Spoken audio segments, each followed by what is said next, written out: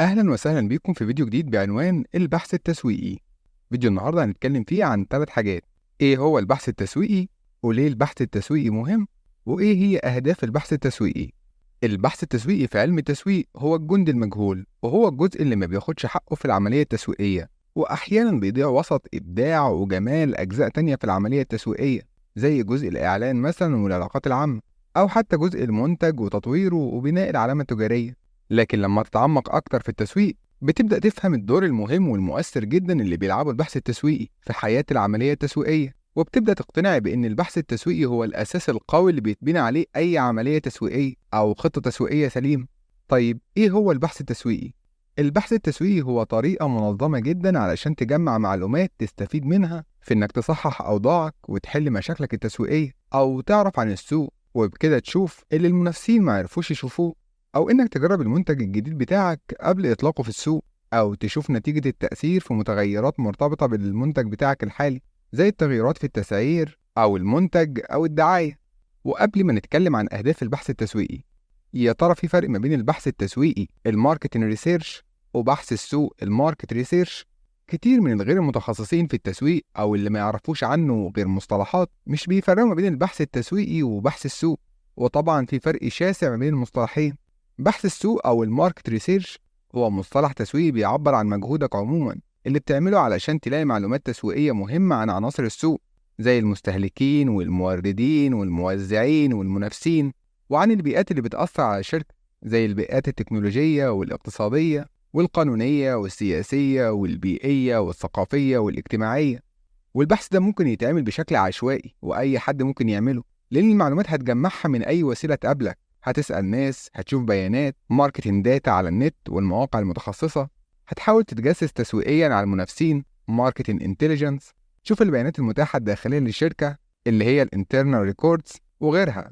أما البحث التسويقي الماركتنج ريسيرش فهو مجهود منظم جدا من الشركات، بيبدأ بتحديد أهداف البحث التسويقي وتحديد أساليب وأدوات تنفيذ البحث وتحديد العينة السيمبلن بطرق اختيار العينة المختلفة، وبعد كده تنفيذ البحث عن طريق فريق محترف تسويقية واللي بيجمع البيانات المطلوبة واللي بتتحلل إحصائيا بعد كده ويتعمل بيها تقرير لمتخذ القرار. يعني نقدر نقول إن في حين إن بحث السوق ممكن أي حد يعمله أو ممكن يبقى جهد عشوائي تعرف من خلاله إيه هي أوضاع السوق الحالية، معدل نموه، الفرص والتهديدات المحتملة فيه، هتلاقي إن البحث التسويقي هو عملية تسويقية منظمة جدا ولازم تتبني على أساس علمي، بتعرف من خلالها معلومات عن أي حاجة عاوز تعرف عنها بما فيها السوق. وفي الجزء ده من الكورس بنحاول نركز على البحث التسويقي الماركتنج ريسيرش، بما إنه الأداة الأهم والأكثر تنظيما من الأدوات التسويقية لبحث السوق الماركت ريسيرش. بحث السوق اللي لازم تعمله كأول وأهم خطوة في العملية التسويقية الماركتنج بروسيس الشاملة. تعالوا بقى نعرف ليه البحث التسويقي مهم. لو سألنا سؤال تاني وقلنا إيه هي أكتر حاجة اتغيرت في التسويق والسوق عموما، غالبا هتكون الإجابة هي طبيعة السوق والمنافسة الشرسة فيه. والمنافسة ديت بقت شرسة كده لأسباب كتير، من أهمها إن الحواجز ما بين الدول والأسواق اتكسرت، وعشان كده بقى من الصعب جدا على الشركات إنها تكون ميزات تنافسية قوية، والأصعب جدا إنها تحافظ على الميزات التنافسية اللي بتكونها. في الحالة ديت يجي البحث التسويقي بعصايته السحرية ويقدم ميزة تنافسية قوية جدا للشركات الفاهمة واللي بتطبق التسويق صح.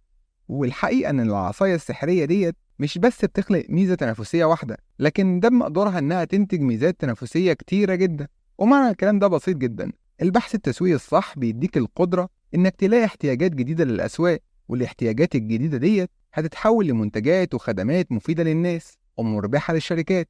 والمنتج المبدع الجديد اللي الناس محتاجينه هو بالفعل أكبر ميزة تنافسية حقيقية في السوق. كمان مع الظروف الاقتصادية اللي بيعاني منها العالم عموما، بقت الموارد والإمكانيات محدودة جدا للشركات، وإذا الشركة ما قدرتش تستغل الموارد المتاحة ديت الاستغلال الأمثل هيؤدي ده لخسائر ممكن توصل لنهاية نشاط الشركة ككل.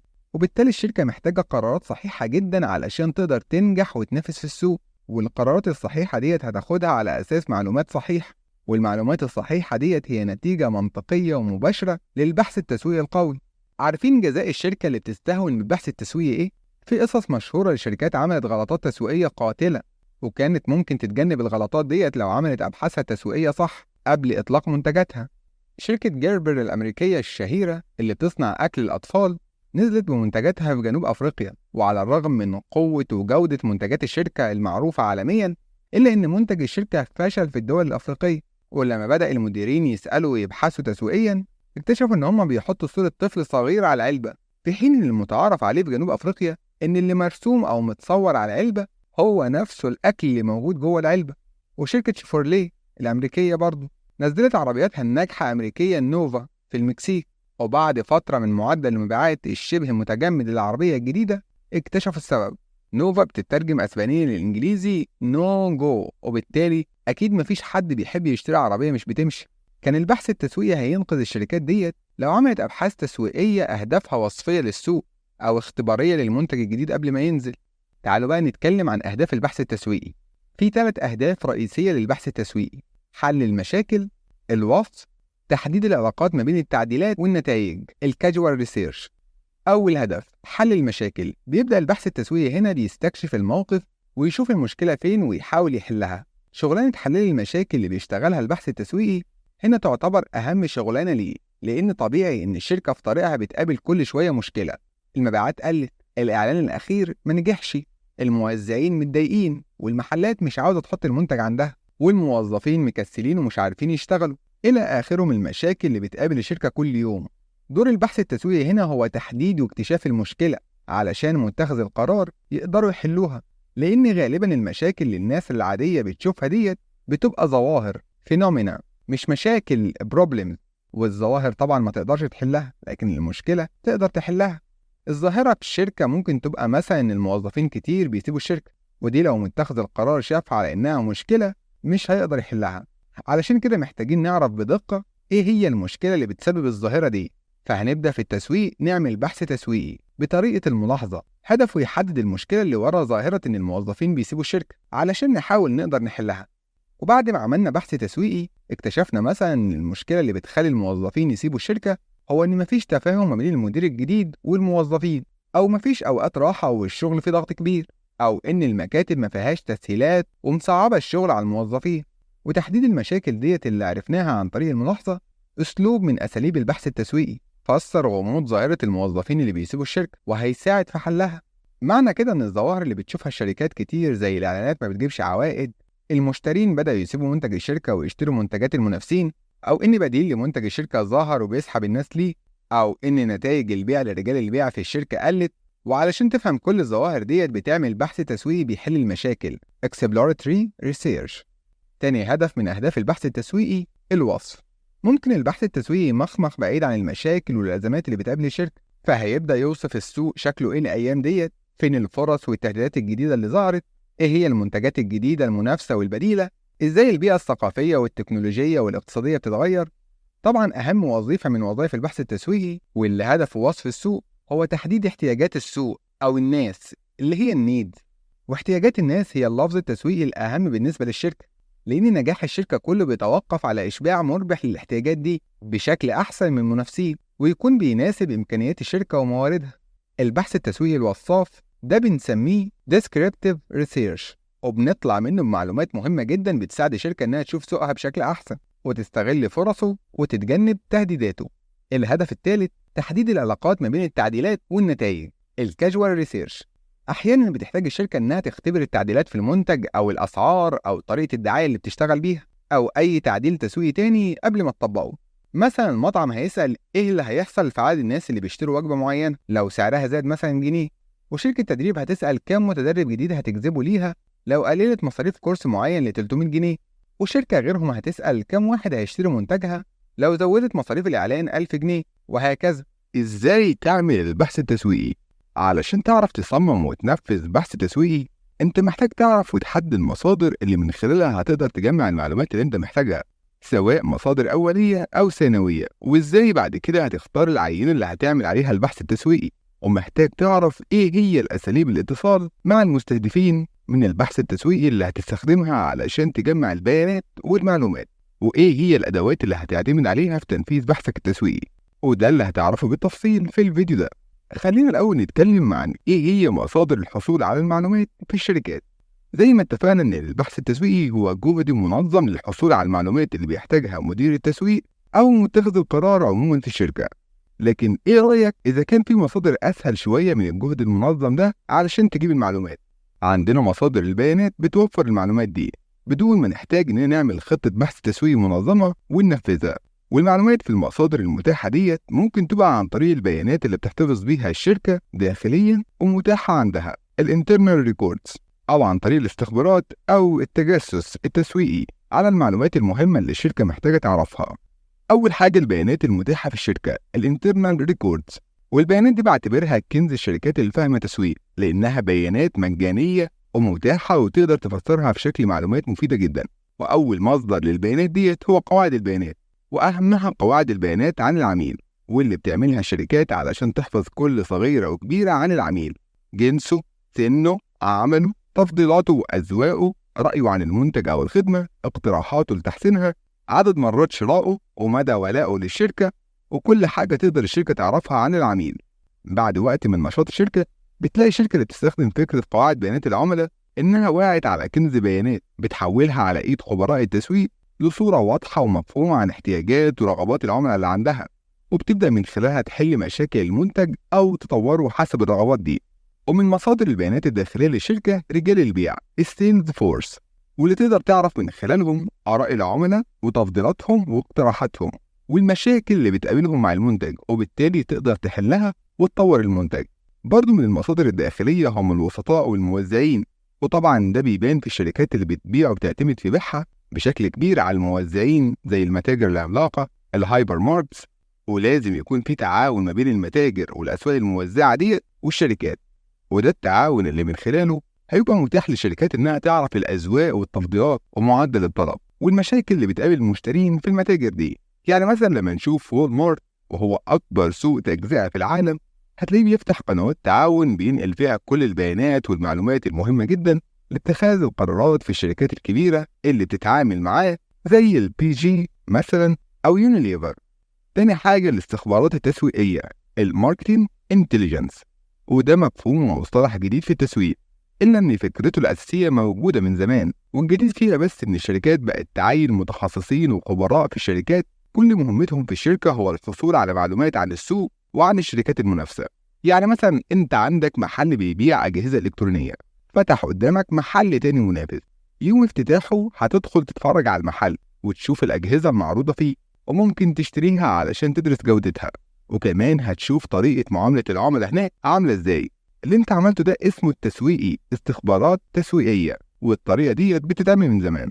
الفكرة الغلط اللي متاخد عن الأسلوب التسويقي ده إن الشركات بتزرع جواسيس جوه الشركات المنافسة، وهتلاقي موظفين من الشركة ديت بيخترقوا أجهزة وقواعد بيانات الشركة التانية، وطبعا الكلام ده غلط وملوش علاقة بالتسويق، وإن كان بيحصل في الواقع أحيانا، وبتبقى عواقبه الأخلاقية والمادية وخيمة على الشركات اللي بتعمل كده.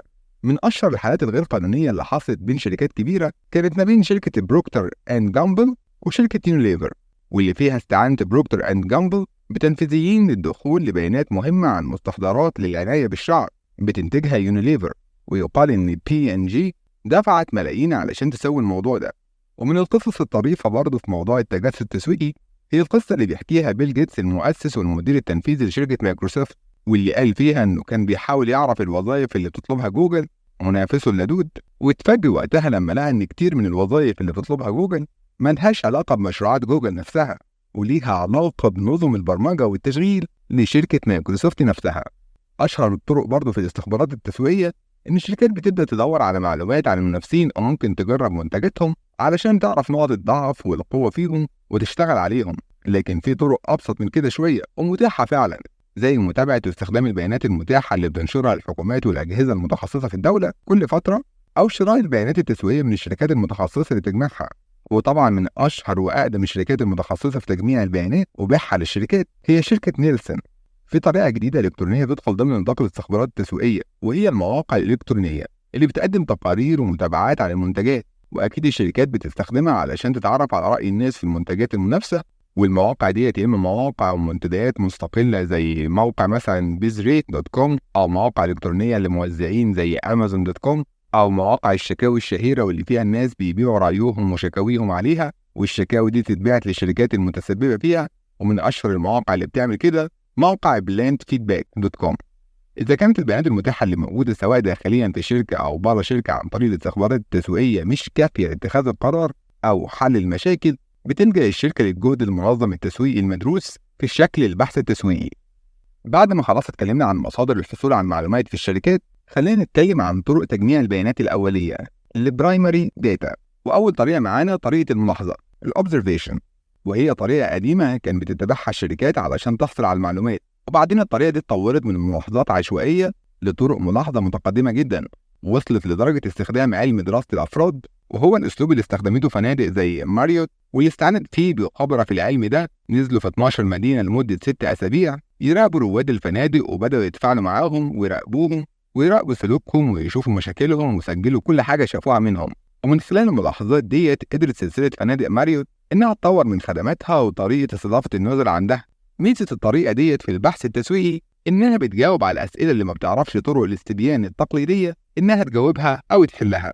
مثلا لو شركة ألعاب أطفال حبت تشوف رأي الأطفال في الألعاب الجديدة أو تتعرف أكتر على سلوكياتهم ورغباتهم بشكل عام، مش هتقدر تعمل استبيانات وتنزل بيها للأطفال تسألهم. بتلجأ الشركات ديت لطريقة الملاحظة، وتحت إشراف مجموعة من الخبراء في المجال ده بيجيبوا الأطفال في معامل خاصة ويجربوا الألعاب ديت على عينة منهم، ويبدأوا يراقبوا سلوكهم، ومن خلال المراقبة ديت بيوصلوا لحلول لمشاكل كتير أو بيجيلهم أفكار لألعاب جديدة. مشكلة طريقة الملاحظة إنها مش بتقدر تجاوب على أسئلة تسويقية ليها علاقات بالميول والتفضيلات والأمزجة، وخصوصا إن المشاعر والأمزجة بتتغير على المدى البعيد، وممكن تدي صورة غلط لو اكتفيت بملاحظة شخص لفترة قصيرة. بتكون طريقة الملاحظة في البحث التسويقي مفيدة في حالة إن يكون هدف البحث التسويقي اكتشاف المشاكل وحلها Explorative Research. تاني طريقة طريقة المسح التسويقي السيرفي، وهي الطريقة الأشهر في البحث التسويقي، وبتبدأ الشركة تسأل الناس أسئلة معينة تقدر تساعدها في فهم ميولهم ورغباتهم وتفضيلاتهم، وبالتالي هتلاقي إن طريقة الأسئلة هتناسب أهداف البحث الوصفية Descriptive Research. وعلى الرغم من إن أسلوب الأسئلة ده هو الأشهر وإنه مفيد في تجميع معلومات كتيرة ومتنوعة الشركات بتحتاجها، إلا إن المشاكل اللي بتواجه الشركات كتير أثناء تنفيذ النوع ده من البحث، وده لأن ممكن الناس تجاوب غلط، إما مبالغة منهم بحاجات معينة زي واحد مثلا يزود مرتبه عن المرتب اللي بياخده، أو واحدة تقلل سنها عن سنها الحقيقي، وممكن يجاوبوا غلط وهم مش عارفين الإجابة عشان ما يتقالش عليهم مش عارفين. ده غير طبيعة الناس اللي ما عندهاش وقت للاستبيانات دي أو ما عندهاش استعداد للتعاون. حاليا شركات كتير بتتغلب على مشاكل عدم الاستجابة بإنهم بيدوا هدايا وأحيانا فلوس مقابل الإجابة على أسئلة الاستبيانات دي، ودي بتعملها برضو الشركات والمواقع الإلكترونية المتخصصة لتشجيع الناس للتجاوب معاهم في الاستبيانات دي. تاني طريقة طريقة التجريب Experimentation، ودي الطريقة اللي بتحاول بيها الشركة تختبر التعديلات التسويقية اللي بتعملها سواء على المنتج أو السعر أو التوزيع أو الدعاية. يعني لو سلسلة مطاعم هترفع سعر الوجبة عندها 5 جنيه، هتبدأ تختبر التعديلات ديت على مدينة أو منطقة وتقارنها بمدينة أو منطقة تانية مطعم الشركة فيها ثبت السعر زي ما هو من غير زيادة، والمقارنة ديت هتعرفها تأثير التعديل في السعر، بس مع ملاحظة إن كل الأنشطة الباقية زي ما هي، الدعاية ما اتغيرتش، جودة المنتج نفسه ما اتغير، طريقة معاملة الناس ما اتغيرتش. الطريقة ديت هتناسب هدف البحث التسويقي اللي بيختبر العلاقات ما بين السبب والنتيجة الكاجوال ريسيرش. فأول حاجة هتختار العينة السامبلنج. أكيد ما ينفعش تعمل بحث تسويقي على كل الناس أو حتى على كل الناس المحتمل تشتري منتجك، وعشان كده هتختار عينة من الناس دول، وأهم حاجة إنها تكون معبرة وليها علاقة قوية بشريحتك السوقية المستهدفة. وبعد ما يتحدد مين اللي هيتعمل عليه البحث، بيستعين مدير التسويق في المرحلة ديت بخبراء في الإحصاء، هم اللي بيحددوا العينة ديت ونوعها وحجمها، وهم كمان اللي بيبقوا مسؤولين عن تحليل البيانات اللي بتتجمع عن طريق الاستبيانات، وكمان طرق الاتصال الكونتاكت ميثودز. فطرق كتير ممكن تستخدمها الشركة علشان تتواصل مع الأشخاص اللي بيمدوها بالبيانات المطلوبة، وأشهر الطرق ديت 3 طرق رئيسية بتستخدمها الشركات النهاردة علشان تجمع البيانات والمعلومات من الناس، وهم المقابلة الشخصية البيرسونال انترفيوين، والتليفون التليفون انترفيوين، والإنترنت الأونلاين انترفيوين. طريقة المقابلة الشخصية أو البيرسونال هي أقوى الطرق، لأنك بتشوف فيها اللي بتعمل عليه البحث وبتتفاعل معاه وبتعرف بيفكر في إيه وإيه حالته وهو بيجاوب. والطريقة دي اتطورت من المقابلة الشخصية الفردية لفكرة المجموعات المركزة الفوكس جروب انترفيوين، وفيها بيجمع الباحث مجموعة من الناس ويبدأ يركز مناقشته ناحية نقط معينة بيدور حواليها البحث التسويقي. مجموعات التركيز ديت بقت موضة البحث التسويقي في أكبر الشركات، وفيها مزايا كتير منها إنها بتوفر في التكاليف شوية عن مقابلة كل واحد لوحده، وكمان الناس بتشجع بعضها للمناقشة والخروج بأفكار كتير. المقابلات ديت غالبا بتتسجل كتابة أو فيديو أو بتتعمل أونلاين، ومشكلتها الوحيدة الناس ممكن ما تبقاش على راحتها وهي بتدي رأيها في حاجات معينة. عندنا برضو طريقة التليفون انترفيو، وهي طريقة مشهورة وتكلفتها تعتبر أقل حوالي 4 أضعاف تكلفة طريقة المقابلة الشخصية. الطريقة ديت لجمع البيانات التسويقية قلت فعاليتها جدا دلوقتي مع انشغال الناس وعدم تقبل كتير منهم لفكرة إن حد ياخد منه معلومات أو يبيع ليها عن طريق التليفون أو الموبايل، وهي بدأت تدخل في حيز الطرق القديمة زي طريقة تجميع البيانات عن طريق البريد. تالت طريقة أو أكثرها نمو في الفترة الأخيرة هي طريقة الإنترنت أو تجميع البيانات الأونلاين انترفيو. في الطريقة ديت بتبعت الشركة الأسئلة اللي عاوز الناس تجاوبها سواء عن طريق الميل أو الويب سايت الخاص بالشركة في شكل نوافذ بتطلع قدامه وهو بيقلب في الموقع الويب بوبيس، أو عن طريق التفاعل مع الناس في مجموعات التركيز الإلكتروني. الفيديو ده هنتكلم فيه مع بعض عن أدوات البحث التسويقي وكمان مشاكل البحث التسويقي. وهنبدأ كلامنا بأدوات البحث التسويقي. Research Instruments. أشهر أداة بتستخدمها الشركات في بحثها التسويقي هي الاستبيان questionnaire، وهي قائمة فيها مجموعة من الأسئلة اللي بتسألها للناس وإجاباتهم عليها هتديك البيانات اللي محتاجها في بحثك التسويقي. وفي أداة تانية بتتمثل في استخدام الأدوات والأجهزة الحديثة Mechanical Instruments، ومن أمثلتها إن الشركات بتعرف مثلا عن طريق رسم حركات وتعبيرات الوجه رد فعل الشخص على إعلان معين أو منتج معين، إذا كان يعني مبسوط منه، مستغرب، متضايق، مش مهتم، وهكذا. أو لما الشخص يدخل على موقع معين بتحلل الشركة أو الموقع نظرة الشخص ده، وبتعرف مثلا فين أول نقطة وقع عليها نظره علشان تحط فيها بعد كده الإعلانات أو أهم المعلومات في الويب سايت. وبما إن الاستبيان هو الأداة الأهم والأشهر، عاوزين نعرف طريقة كتابة الاستبيان والغلطات اللي بتحصل في كتابته وشوية فنيات مهمة ممكن تساعد في كتابة الاستبيان القوي. الاستبيان questionnaire. بما إن الاستبيان لسه هو أهم أداة للبحث التسويقي، فهنحاول نعرف إيه مشاكل الاستبيان وإيه هي أسرار الاستبيان الناجح. في الوقت اللي بتطبق فيه الشركات الفكر التسويقي بشكل غلط، حصل زي كره متبادل ما بين الناس والشركات دي عموما وبحوثهم التسويقية خصوصا، واللي بيشوفوا فيهم الناس الأشرار اللي بيحاولوا يستخلصوا المعلومات وبيتدخلوا في خصوصيتهم. وأكتر الناس تعاون في موضوع الاستبيانات بيلاقي نفسه قدام ورقة طويلة كئيبة مليانة أسئلة، جزء معلومات الاتصال فيها بس ممكن يفكرك بورقة البطاقة اللي بتعملها لأول مرة. وأول حل مشكلة عدم التعاون ديت إن الناس تفهم من اللي بيعمل الاستبيان إن الاستبيان ده لمصلحته، وهو فعلا كده لأن هيكون نتيجته أفكار بتتحول لمنتجات وخدمات مفيدة ليه وبتحل ليه مشاكله. تاني حاجة لازم اللي بيعمل الاستبيان يختار التوقيتات المناسبة باحتراف، فمثلا ما ينفعش تجري مدير شركة مخلص شغله الساعة 7 ونازل مش شايف قدامه وتستناه على باب الشركة تتحفه بأسئلتك التسويقية الجميلة دي. حاول تبعت ليه الأسئلة على إيميله الخاص، وفي حالة إنه ما ردش عليها حاول تاخد منه ميعاد مناسب وتوعده إن الموضوع مش هياخد من وقته غير دقايق، وفيهم هتسأله أسئلتك بشكل مختصر جدا وعملي بعيد عن الرغي والتكرار. نيجي لجزئية اختيار الأشخاص المناسبين لتنفيذ الاستبيان، والشخص اللي المفروض تختاره صح هنا مش بس اللي هيسأل الأسئلة لكن كمان الشخص اللي بيجاوب عليها. الشخص اللي بيعمل الاستبيان لازم يبقى شخص مدرب كويس وعارف هيروح لمين وهيسأل ازاي وهيسأل امتى وازاي يطلع بأكبر قدر من المعلومات بأقل قدر ممكن من الأسئلة. وده طبعا عكس اللي بتعمله كتير من الشركات حاليا، واللي فاكرة ان البحث التسويقي هو عبارة عن أتوبيس في شباب بتنزلهم في أي حتة وينزلوا يغرقوا الشارع والناس بالاستبيانات دي. وبرضه في دور كبير على اللي هيجاوب على أسئلة الاستبيان، لأن طالما الموضوع بالصعوبة ديت لازم يبقى الاختيار دقيق جدا وشخص واحد فاهم ومستهدف صح أحسن من 100 إجاباتهم ملهاش لازمة. وباختصار الاستبيان الناجح فيه عاملين للنجاح. واحد من عوامل النجاح دول هم تحويل الاستبيان من وسيلة لجمع واستخلاص المعلومات من الناس لوسيلة للتفاعل من خلال أسئلة بسيطة مختصرة مشوقة وعملية تروح مباشرة لفايدة وهدف البحث التسويقي. تاني حاجة ممكن تعملها الشركات علشان تشجع الناس تتفاعل مع بحوثها التسويقية واستبياناتها خصوصا هي الحوافز المادية اللي بتقدمها. وفي مقابل كل استبيان ممكن تدي المستقصي منه مبلغ بسيط أو هدية رمزية أو عينة مجانية من منتج الشركة. الفايدة اللي بياخدها المستقصي منه في مقابل تعاونه في الاستبيان هي الحافز اللي هيخليه يخرج كل المعلومات اللي عنده، واللي هتساعد بدورها في تطوير المنتج وكشف مشكلاته والخروج بأفكار منتجات وخدمات جديدة. في دراسة نفذتها شركة بورتر وويتكوم قالت إن أفضل حافز بيعمل أفضل نتيجة في تفاعل الناس مع الاستبيان هو $100. وده وعلى الرغم من إن كتير هيستغربوا ويعتبروه مبلغ كبير، إلا إن الشركات الكبيرة مش هتستكتر المبالغ دي على مصادر هتجيب لها معلومات مهمة ممكن توصل قيمتها لملايين الدولارات. وهي شركات بالفعل عندها أقسام مخصوصة للأبحاث والتطوير وبتحط فيها ميزانيات ضخمة.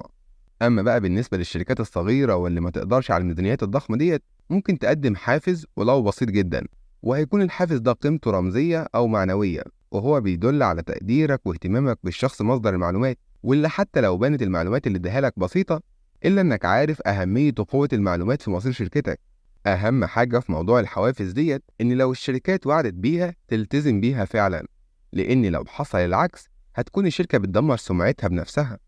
قابلني من فترة استبيان إلكتروني من موقع متخصص لكده، والموقع زي كتير من المواقع اللي بتوعدك بمبلغ معين هيتحط في حسابك أو يتبعت لك مقابل إنك بتملي الاستبيان اللي بيبعتهولك، وشرطهم الوحيد إنك تملي 10 استبيانات علشان يتحول لك المبلغ. حبيت أجرب الموضوع ومليت واحد، وتقريبا هستنى طول عمري عشان يجيلي الاستبيان التاني. وطبعا حاجة زي كده وغيرها كتير هي اللي بتكره الناس في التسويق. طبعا حجم الشغل والمجهود اللي موجود في عملية ملء الاستبيانات وتفريغها وتحويل الكمية الكبيرة جدا من البيانات ديت لمعلومات مفيدة ضخم جدا. ومش شطارة من الشركات إنها تجيب أي قدر من معلومات وخلاص، أهم حاجة إنها تجيب المعلومة اللي محتاجاها علشان تاخد قراراتها التسويقية. في شوية نقط مهمة لو الشركة طبقتها في استبياناتها ممكن تختصر على نفسها وقت ومجهود كبير جدا. ومن ضمن النقط ديت السؤال الأول، أو هنسميه مفتاح الاستبيان. مفتاح الاستبيان هيديك الإشارة يا إما تكمل الاستبيان أو لأ، أو على الأقل يديك فكرة واتجاه تفكير معين ناحية الشخص اللي بيملى الاستبيان. هنفترض إن شركة عربيات هي اللي بتعمل الاستبيان، وهدف الاستبيان وصفي عاوزة تعرف من خلاله شوية معلومات عن الناس اللي بتشتري عربيات وتفضيلاتهم واقتراحاتهم. مفتاح الاستبيان ممكن يكون كده: ماذا تعني السيارة بالنسبة لك؟ رقم 1 وسيلة مواصلات، رقم 2 فخامة ورفاهية، رقم 3 مظهر اجتماعي، رقم 4 أداة يمكن الاستغناء عنها. هبدأ من الاختيار الرابع، واللي لو اختاروا اللي بيملى الاستبيان هتكون وفرت جهد ووقت استبيان ملوش فايدة، فالشخص ده مش في سوقك المحتمل وبالتالي مش محتاج تعرف رأيه في باقي الأسئلة. ولو اختار الإجابة التالتة فتعرف إن الراجل ده مظهري وما يهموش كتير جودة العربية وكفاءتها، على قد ما يهمه الشكل والأناقة والإمكانيات الظاهرة للناس اللي هتديله مكانة اجتماعية أو برستيج وسط قرايبه وأصحابه.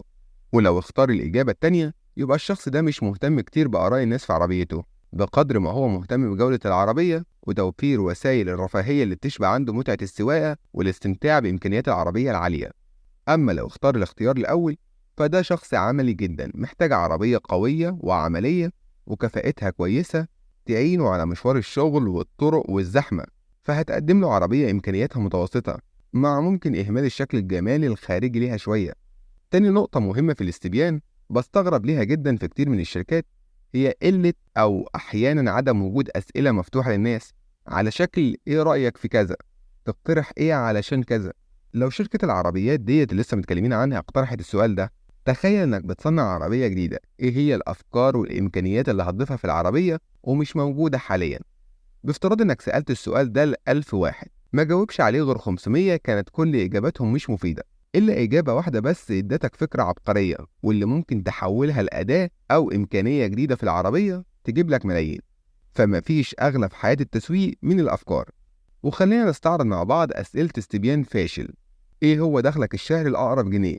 هل أنت مؤيد بقوة أم بضعف لعمالة الأطفال؟ هل تريد أن ترى ابنك متفوق وناجح في دراسته؟ أو هل يعجبك سلوك ابنك في المدرسة؟ كم عدد الرسائل الإلكترونية اللي وصلتك أمس؟ إيه هي المعايير المنبثقة من إرادتك الفاعلة لتحقيق إنجازاتك؟ هل ترى أن السيارات الحديثة أكثر أمانا من السيارات القديمة وتعطي مزيدا من الرفاهية للسائق؟ في السؤال الأول بيبدأ الاستبيان بسؤال شخصي، وبعيد عن إن الأسئلة الشخصية مش مرغوبة، وإن من المفيد والضروري إنك تبعد عنها قدر الإمكان. لكن المشكلة كمان إن الاستبيان بيسأل السؤال بشكل شخصي دقيق ومستفز، وفي الحقيقة اللي بيتسأل غالبا وفي أحسن الأحوال مش هيجاوب بالدقة دي، لأن أصلا ما يعرفوش يحددوا مرتبه الصافي بالجنيه ولو حصل مش هيقول، لأنه غالبا اكتشف معاناته اللي بدأت من أول سؤال مع الاستبيان الممل ده. لو اضطريت إنك تسأل سؤال زي كده، حاول ما تبدأش بيه الاستبيان، وحاول ما يكونش بالدقة دي. يعني ممكن تحول السؤال للشكل ده: متوسط دخلك الشهري، أو في أي فئة بيقع دخلك الشهري، يعني من 500 ل 1000، ولا من 1000 ل 2000، ولا من 2000 ل 3، ولا من 3 ل 4000، ولا أكتر من 4000. في السؤال التاني بيستخدم كلمات غامضة، فكلمة مؤيد معناها مؤيد هي مؤيد. ولو احتجت تعرف درجة التأييد، ممكن تحط السؤال في الشكل ده: ايه رأيك في عمالة الأطفال؟ واكتب له الاختيار ما بين 5 درجات من التأييد، بيبدأوا من مؤيد بقوة وبينتهوا برفض بقوة. في السؤال التالت بيسأل سؤال إجابته شبه محسومة، فالأب مش عاوز ابنه يفشل ولا هينتقد طفله قدامك غالبا، يبقى ايه لازمة السؤال ده في الاستبيان؟ وفي السؤال الرابع الاستبيان بيسأل أسئلة عاوزة كمبيوتر يجاوبها، وما تتوقعش إن الشخص اللي بيجاوبك على الاستبيان ده فاضي أو شغلته الوحيدة في الحياة هي الاستبيان. هو شخص عادي جدا، مشغول ووراه مسؤوليات وألف حاجة شغلاه، فمش هيقعد يحسب كام ميل وصل ليه امبارح بالليل. وفي السؤال الخامس الاستبيان بيستعرض مهاراته اللغوية الفذة، وطبعا الكلام الكبير والألفاظ العبقرية ديت بتخلي الناس تهرب من الأسئلة. وفي السؤال السادس السؤال مركب، واللي ممكن يسبب تشوش وعدم تركيز على الإجابة المطلوبة من اللي بيجاوبه. ولو بتعمل الأسئلة المركبة ديت علشان تختصر في الاستبيان، حاول تركز أكتر على تبسيط الأسئلة وحذف الأسئلة المتشابهة، لكن تجنب الأسئلة المركبة اللي بتزود درجة عدم دقة وصحة النتائج. بعد ما اتكلمنا عن أدوات البحث التسويقي، خلينا نتكلم عن آخر حاجة بالفيديو، وهي مشاكل البحث التسويقي. في شركات كتير بتخاف من البحوث التسويقية، من أصغر الشركات لأكبرها، وهي للأسف بتركز على الجهد والوقت والفلوس اللي بتتكلفها، وبتنسى الفوائد الكتيرة جدا على المدى البعيد اللي بتجيلها. ومن أكبر الأسباب اللي ممكن تخلي البحث التسويقي مش مفيد ضعف اللي بتختارهم الشركات علشان تنفيذ أبحاثها التسويقية. وفكرة الشركات ديت زي ما قلت عن البحث التسويقي، هي شركة تسويق بتجيب شباب ملهمش خبرة في أي حاجة، وبينزلوا الشوارع والشركات وياخدوا بيانات من الناس، وطبعا بدون تدريب أو خبرة أو خلفية في التسويق، النتائج بتكون مش دقيقة. كمان في مشكلة بتأثر على البحث التسويقي القوي، وهي عدم تحديد مشكلة البحث بدقة، والمشكلة ديت بيقع فيها من أصغر الشركات لكوكاكولا نفسها.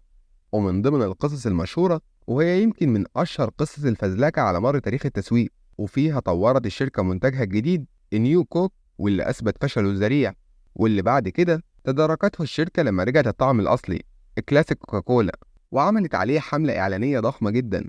المشكلة في الموضوع ده إن كوكاكولا عملت فعلا بحث تسويقي، بس كان بحث تسويقي فني بحت، شافت فيه تأثير طعم كوكاكولا المحلى أكتر، وقاست الكلام ده علميا بالتجربة على مخ الناس اللي جربوا الطعمين، وكانت استجابة المخ لطعم كوكاكولا الجديد أحسن. وعلى الرغم من كده، لما الشركة نزلت المنتج المطور المحلي أكتر، ما رحبش الناس بيه، لأن ببساطة ما كانش المشكلة في الطعم بس، المشكلة كان في إدراك محب كوكاكولا لمشروبهم المفضل واللي اتعودوا عليه ومش مستعدين يغيروه. ده معناه إن في عوامل كتير لازم الشركة تراعيها بجانب البحث التسويقي الفني، هو مش مجرد شوية بيانات صماء بتجمعها الشركة وتاخد على أساسها قرارات، لكن لازم الشركة تفهم وتقدر روح البحث التسويقي. ففي عوامل كتير بتخلي اللي بيشربوا كوكاكولا يفضلوها عن المنافسين، وطبعا أهمها حبهم للعلامة التجارية البراند، وولائهم العالي ليها، وتعودهم على الطعم الأصلي، وعدم استعدادهم للتغيير. كمان مشكلة التسرع من أكبر المشاكل اللي بتأثر على البحث التسويقي القوي، ولازم تعرف الشركات إنها لو عاوزة نتائج قوية مؤثرة لازم تاخد وقتها في البحث وتصرف عليه وتهتم بيه علشان تجيب منه المعلومات اللي محتاجاها. لازم كمان تستوعب الشركات إن المسؤولية مشتركة ما بين مديرين الشركة عموما ومديرين التسويق خصوصا، اللي بيحبوا البساطة والاختصار من ناحية، وما بين الإحصائيين والفنيين اللي بيختاروا العينة ويجمعوا ويحللوا النتائج، واللي الدنيا عندهم دقيقة ومفصلة شوية من الناحية دي. وعلشان كده لازم يقعد المديرين مع الإحصائيين مع كل أطراف المشاركة في البحث التسويقي، ويحددوا أهدافهم ويعملوا خططهم مع بعض، وعلشان ما يحصلش أي تعارض أو لخبطة.